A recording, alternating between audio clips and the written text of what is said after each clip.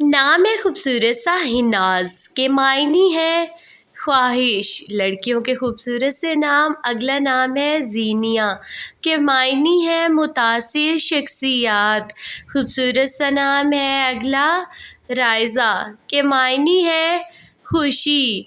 खूबसूरत सा नाम है अगला हीला के मायने है ख्वाहिश। हीला ये बेबी बॉय के खूबसूरत से नाम हया के मायने है ज़िंदगी। हया अगला नाम है खूबसूरत सा हीज़ा मैनी है खूबसूरत। हीज़ा नेक्स्ट नेम है खूबसूरत सा हुदा के मायने है चाँद की रोशनी। हुदा ये खूबसूरत सा नाम है अगला अनाबिया के मायने है जन्नत का दरवाज़ा बहिश्त का दरवाज़ा। अगला नाम है रूबीना के मैनी है महर शनास गौहर एक कीमती पत्थर। नेक्स्ट नेम है खूबसूरत सा हारसा के मायने है खेती बाड़ी करने वाली। खूबसूरत सा नाम है अगला हामज़ा मैनी है तेज़ सख्त हामज़ा।